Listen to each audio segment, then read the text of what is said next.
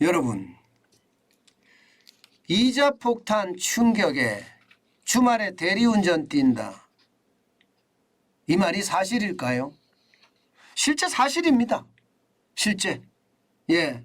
이게 중앙일보에서 보도한 내용을 보면 말입니다. 경기도 용인시 기흥구에 사는 직장인 이모 씨 34살입니다. 이모 씨는요, 석 달 전부터 주말에 대리운전 알바를 시작을 했다고 합니다. 왜 했느냐?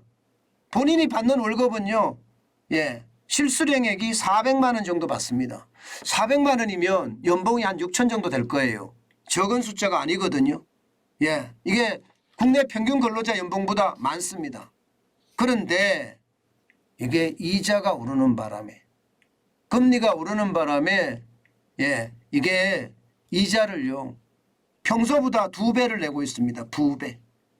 60만 원 정도 내야 할 이자가 지금 점점 더 늘어난다. 40만 원이 더 늘어난다. 이러면 100만 원이 되거든요.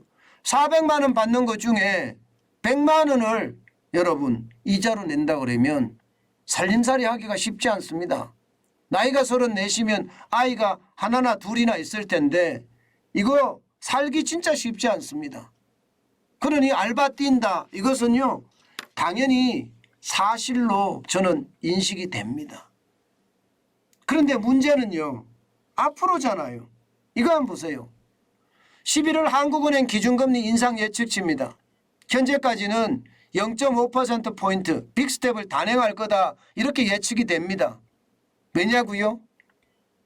미국이 기준금리를 자이언트 스텝 0.75%포인트를 올렸습니다. 우리가 따라가야 돼요. 0.75%포인트는 못 올린다 하더라도 0.25%는 아니다, 이렇게 인식이 됩니다. 결국은 0.5%포인트를 올릴 텐데 이렇게 올리면 과연 영끌한 사람들 아니면 빚이 많은 사람들 버틸 수 있을까요? 저는 버티기 굉장히 힘들다고 봅니다. 굉장히 힘들다고 봐요. 결국 11월 24일 날 금리를 올릴 거예요. 0.5%를 올리면 거기에 대한 충격이 아마 상당할 겁니다. 게다가 지금 대출금리가 주택담보대출 고정금리는요 7.2% 정도 됩니다. 주택담보대출 물론 상단입니다. 상단. 주택담보대출 변동금리는 7.4%까지 올라갔어요. 전세대출금리도 7%가 넘어섰고요. 신용대출금리는 당연히 넘어섰고요. 그러면 0.5%포인트 빅스텝을 단행을 하면 여러분 어떻게 될까요? 이제는요 여러분 8% 된다는 거예요. 12월에 가면 이제 이자 내야 될 그 비율이 8%, 금리가 8% 된다는 이야기가 되는 겁니다. 그러면요 하지 말라고 해도 저는 주말에 대리운전 알바를 뛸 수밖에 없을 거예요. 아니면 대리운전 알바가 아니더라도 주말에 어떻게 하든 돈을 벌어서 이자를 메꾸자, 버텨나가보자, 이렇게 이야기할 수밖에 없을 거예요. 거기다가 여러분 이게 물가만 금리만 오르는 게 아니잖아요. 금리가 오르면 이제 이자 부담 가구가 굉장히 많아지겠죠. 이자 부담 가구가 여러분 2022년 상반기 기준으로 봤을 때 전체 가구 중에 이자 부담 가구 비율이 35.7%입니다. 다시 말해서 여러분 우리가 적어도 말입니다. 세 가구 중에 한 가구 이상, 세 가구 중에 한 가구 이상이 이자 부담이 늘어났다는 이야기예요. 결국 말입니다. 내가 받는 월급을 가지고 이자를 감당하기 힘드니 알바를 뛸 수밖에 없는 구조. 저는 그럴 수밖에 없다고 생각해요. 그나마 저는 알바를 뛰는 사람은 다행이라고 생각합니다. 왜냐고요? 알바를 뛰서라도 내가 버텨내겠다는 의지가 강한 사람들이기도 하고요. 또 알바를 뛰면 언젠가는 내가 이거 내 집을 만들겠다, 그런 욕심이 강한 사람. 그렇기 때문에 그나마 다행이라고 생각을 하는 겁니다. 그렇지만 이게 얼마나 버틸 수 있을까? 저는 거기에 대해서는 진짜 물음표입니다. 물음표. 이자 부담 가구가 이렇게 많이 늘어나면 세 가구 중에 한 가구인데 진짜 심각하다고 봐야 되죠. 게다가 여러분 저는 제일 심각한 게 이거예요. 이거. 소비자 물가가 안 내려가요. 소비자 물가가 10월에 소비자 물가는 오히려 9월 대비 올라갔습니다. 지난 7월에 6.3%였잖아요. 그리고 8월에 5.7%로 떨어졌습니다. 9월에는 5.6%로 떨어지더니 결국 10월에는 5.7%로 다시 올라갔습니다. 그러면 금리가 이번에 0.5%포인트라는 빅스텝을 단행하고 끝날 것인가? 이거 아니라는 거죠.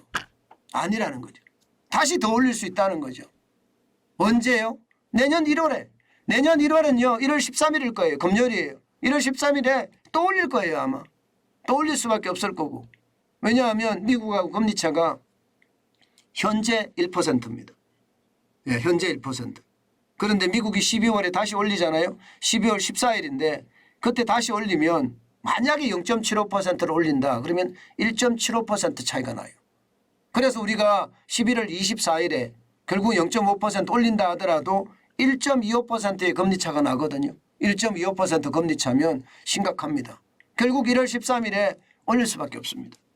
올릴 수밖에 또 올릴 수밖에 없어요. 그러면 이제 금리가 뭐 9%를 넘어서서 뭐 10%에 근접한다 이런 말도 나올 법합니다. 그렇게 되면 여러분 진짜 심각한 그런 상황이 될 거예요. 그래서 올해보다 내년이 더 나쁘다고 이야기하는 게 그 이유입니다.